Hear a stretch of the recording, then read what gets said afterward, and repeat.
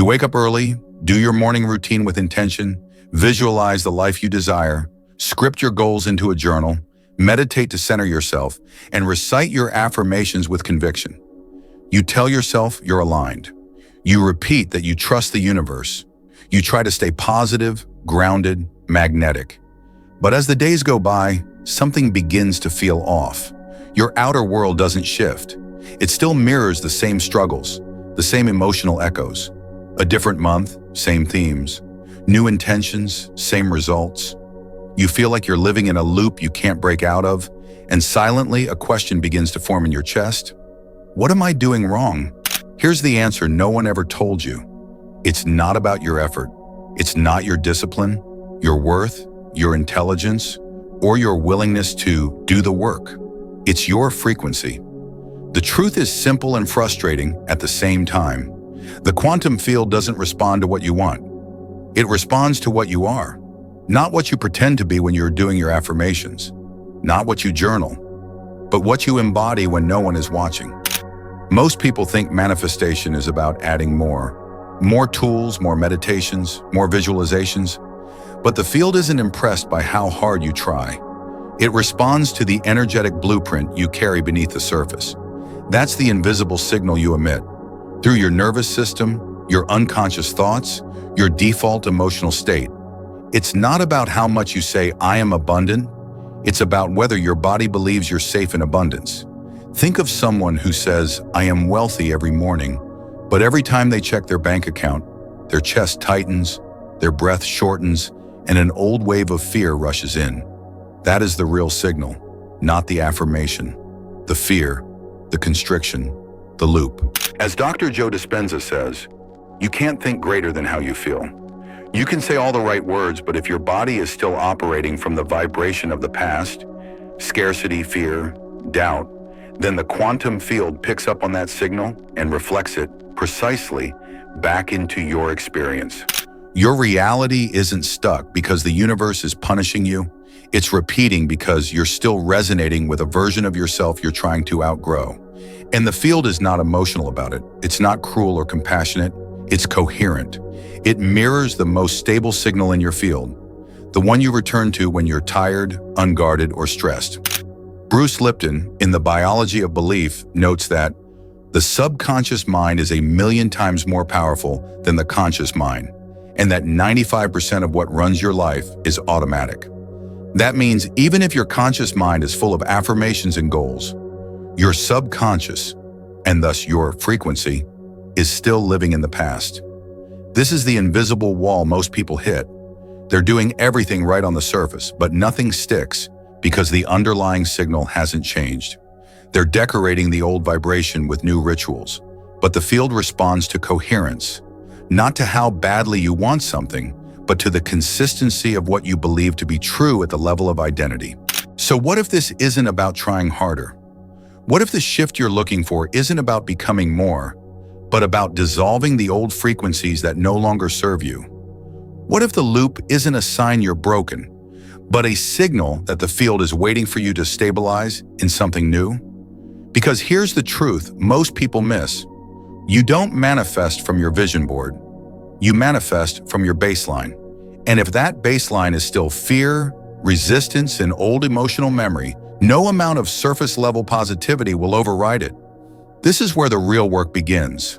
Not with forcing the universe to bend, but with learning how to shift your signal so that the universe has no choice but to reflect something new. Not through effort, but through coherence. And in the next part, we'll explore exactly how your subconscious mind, your nervous system, and the quantum field work together to lock you into old patterns, and more importantly, how to disrupt the loop for good. You now understand that your reality is not shaped by your conscious wishes, but by the frequency you consistently emit. And that frequency is largely driven by parts of you you don't even realize are operating. But let's take it deeper. How exactly does this invisible loop get installed in the first place? Why does it feel so hard to change it, even when your soul is crying out for transformation? Here's the answer. Your subconscious mind isn't designed to make you happy. It's designed to keep you safe. But safety in the language of the subconscious doesn't mean joy or growth. It means familiarity, known patterns, predictable emotions. This means that your subconscious, even if it's filled with unresolved trauma or outdated beliefs, will continue to repeat those patterns simply because they're what you've known the longest. As Bruce Lipton explains in The Biology of Belief, your subconscious mind is programmed from the last trimester of pregnancy through your first 7 years of life. During that time, your brain operates in theta state, a deeply impressionable frequency, like a sponge absorbing the emotional tone of your environment. That's when the blueprint is set. From that blueprint, your nervous system learns how to respond, how to react to stress, how to feel in moments of love or abandonment, how to interpret money, success, or failure. Over time, these neural circuits, which neuroscientists call pathways of least resistance, become the default. You don't think them anymore.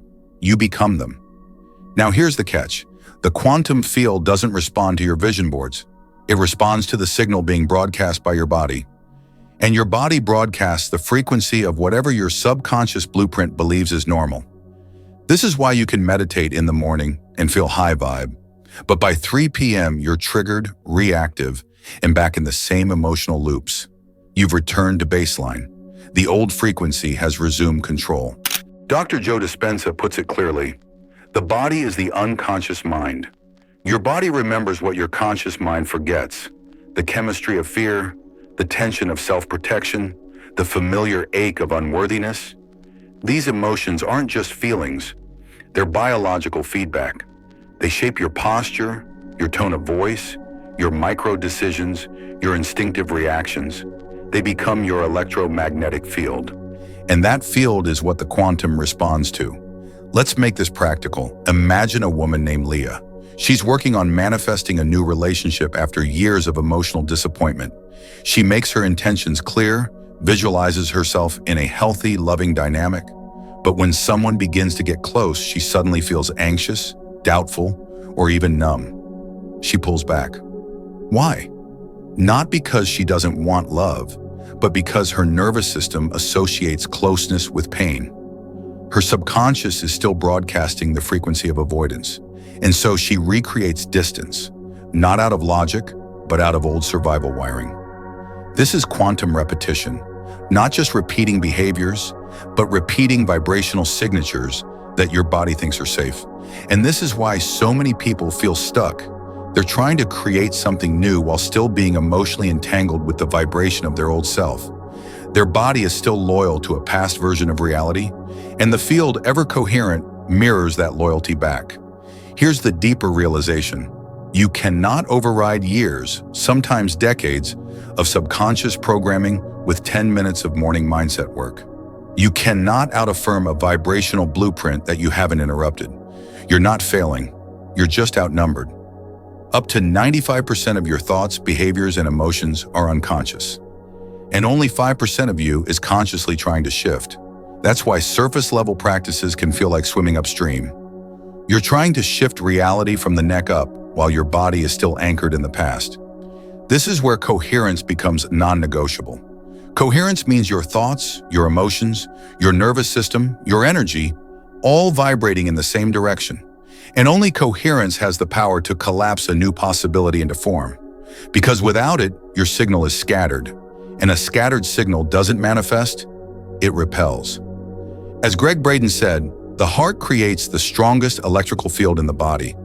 When the heart and mind are in harmony, miracles become normal. So the question isn't just, what do you want? It's, what does your nervous system expect? What does your body believe is safe?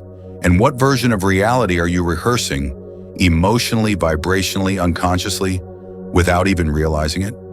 In the next part, we'll explore how to recognize the exact moment when you're on the verge of repeating the old loop, and how to use that window not as a trap, but as a portal into a new vibrational reality. Most people miss the moment that matters most, the precise instant where your old self is about to reassert control, and your new self is close to being born. You think a breakthrough should feel like clarity, like certainty, like power rushing in, but often it feels like confusion, like stuckness, like nothing is working. You feel resistance rise in your body. Your mind floods with doubt. The nervous energy creeps in, that tension in your chest, that impulse to quit, to scroll, to run. You start to believe that maybe this shift just isn't happening, that maybe you're not ready, but this very moment is often the exact place where the old vibration is breaking down and a new one is trying to stabilize. The paradox, you feel furthest from your breakthrough right before it happens. Before any transformation, there's friction.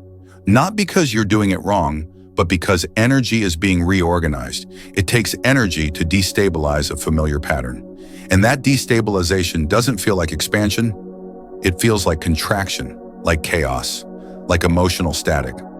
Carl Jung once said, "There is no coming to consciousness without pain." And that's exactly what happens in this space. The pain you feel isn't punishment. It's the feedback of outdated frequencies dissolving. The loop is starting to crack. Let's make it real. Imagine you're manifesting a new business. You've been consistent, focused. You've aligned your actions with your future self. But suddenly, your old stories creep in. What if I fail? What if I'm not ready? What if no one buys? Your instinct. Pull back. Get small. Delay the launch. And just like that, you're back in the loop. Not because you're weak, but because your subconscious is fighting to keep you in what it knows. Safety, after all, is predictable. This is the moment that defines your evolution. When the tension rises, you're not being tested by the universe. You're being asked by your old identity, "Are you sure you want to leave me?" And here's where most people unconsciously sabotage their shift. They misread the discomfort as failure. They interpret the chaos as a sign it's not working. But the truth is, that's often the strongest indicator that it is. It's called vibrational detox. Your nervous system is adjusting to the signal of a new self, one that feels unfamiliar, maybe even unsafe. You feel stretched between timelines, part of you still clinging to the familiar pain, part of you reaching for what you've never fully held. This is the liminal space, the in-between, the hallway between who you were and who you're becoming. And your only job here is not to run back, to stay present with the discomfort long enough for the new frequency to take root. Not to fix it, not to fight it, but to stay coherent, calm in the unknowing. Sometimes the old patterns don't fade quietly. They flare. They return one last time, louder, sharper, because they know they're losing power. It's like a fire burning brighter just before it extinguishes. Don't mistake the intensity of the flame for permanence. It's just the last gasp of the loop. There's also a physiological response. Your body may react through fatigue, anxiety, irritability, even minor symptoms like headaches or tension. That's not random. It's the old energetic structure collapsing. Your nervous system recalibrating. Let it move. Let it clear. As Eckhart Tolle writes in The Power of Now, you are not the voice in your head. You are the awareness beneath it. That awareness is your access point, your power to choose again, to choose differently. And sometimes life sends you signs, recurring numbers, strange synchronicities, dreams, unexpected opportunities, moments that feel like more than chance. These aren't guarantees, they're invitations. Gentle nudges from the field saying, stay here, stay open, don't run now. But signs mean nothing if you collapse into your old reactions the moment doubt shows up. So the question becomes, what do you do when discomfort rises? When you feel like nothing's changing? Because if you can recognize that moment not as failure, but as transition, everything shifts. If you can hold your frequency instead of searching for proof, the loop loses its grip. And that's where the shift begins.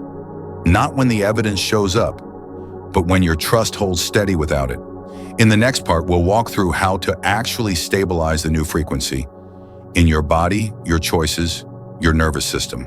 So the field has no choice but to reflect back something radically different. So how do you shift?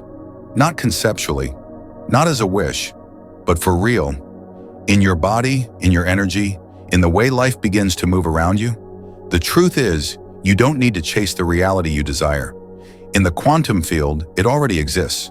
What you need is to become the version of you who lives in it, not later. Now, but here's where most people get lost. They try to think their way into the new version. They visualize harder. They say affirmations louder. But their body, the broadcasting tower of their energy, is still living in the frequency of fear, control, or lack. And that's what the field keeps responding to, not their intentions, their incoherence. To truly shift, you need to teach your nervous system how to feel safe in a new reality. That's the part no one talks about. It's not enough to imagine joy. Your body has to believe it's allowed to stay there. It's not enough to say, I am love. Your nervous system must stop bracing for abandonment every time someone gets close. Let's break it down. Step 1. Begin with the body. Instead of pushing through old reactions, pause. Close your eyes. Tune into the version of you who already lives the life you've been asking for. Not just what they have, how they feel. Is it calm, expansive, light, confident, radiant? Then, bring that emotional tone into your chest. Not as performance, not as fake it till you make it, but as rehearsal, gentle, quiet rehearsal, even if it's just for 5 seconds. 5 seconds of emotional coherence can begin to override years of old patterning. Let your shoulders relax. Breathe deeply. Feel what it's like to already be. This is how the shift begins. Not with force, but with frequency. Step 2. Observe without collapse. The loop wants you to react, to identify with the old emotions. But your power lives in the pause, the moment between stimulus and response. When an old fear shows up, instead of spiraling, watch it, name it, feel it, without becoming it. This tiny gap of awareness is where choice is born. Every time you stay present with discomfort instead of fleeing it, you reclaim your energy from the past. It's not about never feeling triggered, it's about what you do next. Can you breathe with it? Can you hold the energy without letting it own you? That's what quantum shifting looks like in real life. Not perfection, presence. Step 3, disengage from urgency. One of the biggest blocks to coherence is impatience. You want results, you want signs, you want to know it's working. But in that grasping, you're sending out the frequency of doubt, of separation, of I don't have it yet. The field doesn't respond to what you want. It responds to the vibration of having. So slow down, stop demanding proof. Trust the invisible. Because when you truly start to live like it's already yours, reality has no choice but to catch up. Let's ground this in real life. Imagine a man named Theo. He's manifesting financial freedom. He's done the meditations, the vision boards, the plans. But every time he opens his bank app, his stomach drops. He tightens. He starts calculating how to survive the next 2 weeks. That feeling, not his affirmation, is the broadcast. But one day, instead of spiraling, he pauses. He notices the fear. He breathes into it. He doesn't resist it, but he doesn't feed it either. He speaks softly to himself. This is the old story. I'm learning a new one. Then he goes for a walk, listens to music that lifts him, and allows his nervous system to shift, even just slightly. That moment? That's quantum recalibration. Not loud, not dramatic, but real. The shift isn't about pretending you feel amazing when you don't. It's about staying with yourself long enough for a new signal to stabilize. And that stability isn't just mental, it's vibrational, emotional, embodied. So if you feel the discomfort rising, the pull of the old loop, the urgency to fix, pause. Let your body know, we're safe now. We don't have to return to the storm. Because the shift doesn't happen when everything outside changes. It happens when you stop reacting the same way inside. And that's something you can practice. Not someday, but right now. In the next part, we'll explore what it actually looks like to stay coherent when nothing outside you has changed yet. And how that's the most powerful moment of all. There's a moment in every transformation where everything inside you feels ready, but nothing outside seems to respond. Your energy feels clearer. You've been showing up differently. You've been regulating your body, making new choices, stepping out of the loop. And yet, your bank account still looks the same. Your relationship still triggers the same wounds. The job offer hasn't come. The healing hasn't arrived. and the doubt starts creeping in. This is the most delicate and powerful part of the shift, the space between becoming and arriving. And this is where most people give up, not because they're weak, but because they mistake silence for failure. They believe the absence of external confirmation means it's not working. But here's the truth. In the quantum field, change happens first in the invisible. The energy reorganizes before the physical catches up. The signal upgrades before the world mirrors it. And if you can hold your frequency, even when there's no sign, no result, no applause, you are doing the deepest work there is. You're stabilizing the new vibration long enough for the field to reflect it back. Imagine you're tuning an old radio. You've turned the dial to a new station, but all you hear is static. That doesn't mean the new station doesn't exist. It means you haven't stayed long enough to lock in the signal. And most people, when they don't hear music right away, turn the dial back to what's familiar, back to the old frequency, back to the loop. But you don't have to do that.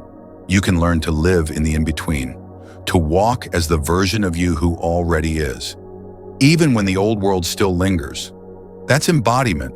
That's trust. It's choosing alignment without proof. And that's not some abstract spiritual virtue. It's practical. It's biological. When you stay coherent under pressure, when you don't collapse into old emotions just because nothing's changed yet, your nervous system begins to rewire. It stops chasing old reactions. It starts expecting something new. And when that expectation stabilizes, the field responds. Because remember, you're not asking the universe to deliver something to you. You're signaling that you've become someone new. And life doesn't deliver what you want. It delivers what matches. Let's make it real.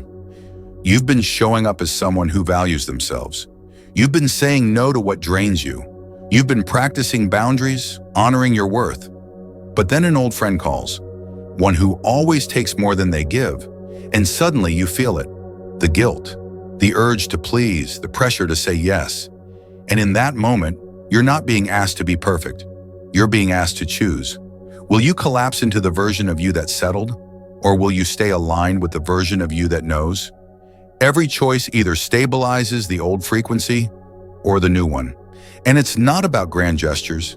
It's about small, quiet integrity, saying no, pausing instead of reacting, speaking kindly to yourself when no one else is around, holding your frequency not because it's easy, but because it's true.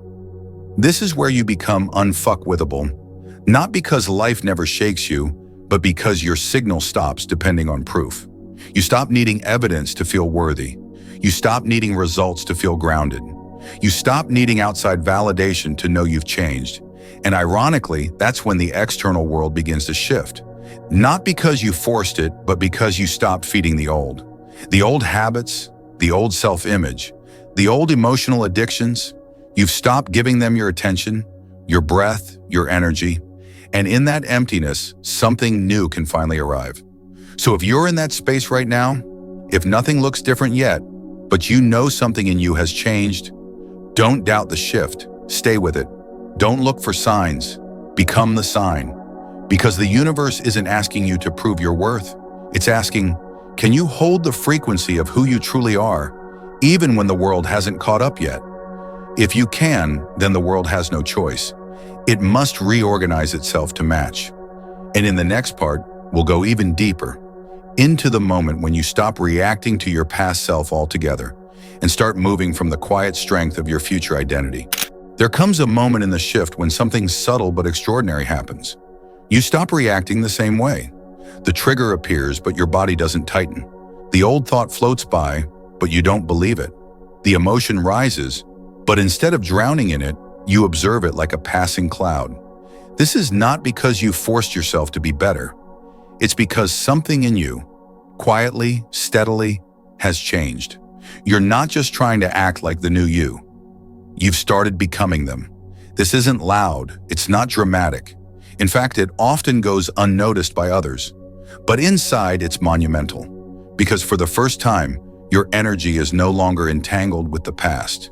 You're no longer giving your power away by reacting to patterns you've already outgrown. This is the true sign of quantum embodiment. Not when you manifest something big and shiny, but when your identity, the deep, felt sense of who you are, no longer reaches back to justify itself. You don't need to explain. You don't need to fight for validation. You simply move differently, decide differently, speak from a different center. It looks like walking away from an argument because peace feels more powerful than being right. It looks like not returning that message because you finally believe that your silence has value. It looks like breathing through discomfort instead of numbing it, knowing that discomfort is not danger, it's data. It's in these micro moments that the old frequency loses its grip. Not because it disappeared, but because you no longer engage with it. You're not feeding it with your reactions, your justifications, your self-doubt. You're no longer defending the old identity. And without energy, it fades. This is where emotional sovereignty is born. When your inner state stops depending on your outer conditions. When your nervous system remains regulated even in the face of uncertainty. When you don't chase peace, you carry it. The people around you might not notice the change right away, but life does. The field does. Because your baseline has shifted. You're no longer broadcasting the frequency of the wounded self, the one who begged, proved, performed. You're now transmitting from coherence, from stillness, from presence. This doesn't mean you'll never be triggered again. It doesn't mean you've healed everything. It means that when old energy arises, you meet it with more clarity, more compassion, and less identification. You stop saying, "This is who I am," and start saying, "Ah, there's the old echo, and I don't need to answer it anymore." One of the clearest signs that you're living from your new self is when you don't need to prove anything to anyone. Your actions stop being driven by fear or obligation. They start coming from inner alignment. You trust your yes, you honor your number, and most importantly, you stop apologizing for your truth. And here's the paradox. The less you react to the old, the faster it dissolves, because reaction is what sustains it. Every time you get hooked by a thought, a memory, a judgment, you're tying your energy back into the loop. But when you hold neutrality, not detachment but grounded presence, the loop has nothing to grab onto. It's like standing in front of an old mirror and realizing you're no longer reflected there. This is the kind of shift that doesn't always get recognized externally. No one throws you a party, but inside, the silence feels different. Your breath feels deeper. You respond to life from a place that's less frantic, more fluid. You're not trying to be calm, you are. And that's the real shift. Not what you manifest, but who you are when nothing needs to be manifested. When this moment, this breath, this version of you is enough.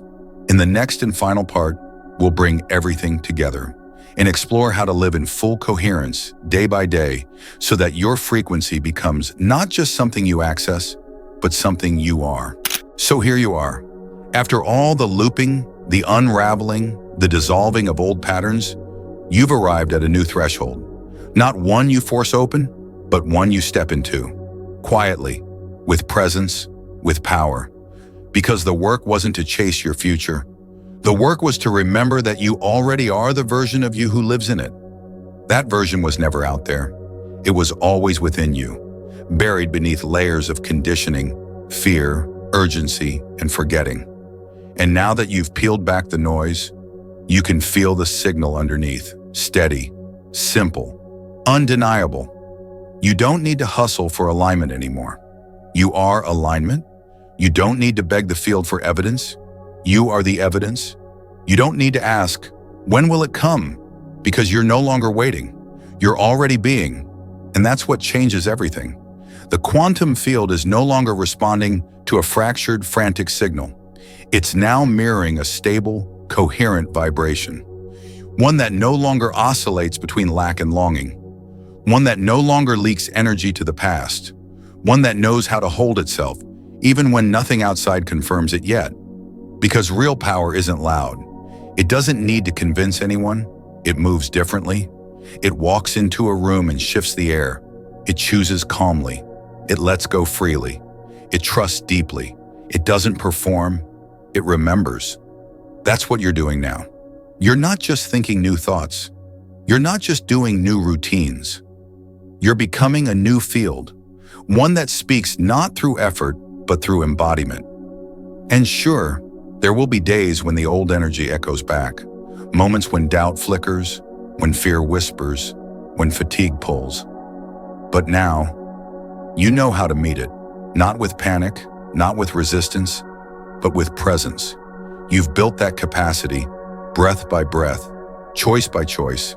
You've trained your body to feel safe in the unknown. This is the gift of quantum coherence. You stop needing reality to shift before you do. You lead, and reality follows. You start to notice that life rearranges itself in unexpected ways, not because you manipulated the outcome, but because you stopped feeding the old timeline. The field has no choice but to respond. It always did. You just finally gave it a new signal to respond to. And here's the most beautiful part. You don't have to do this perfectly.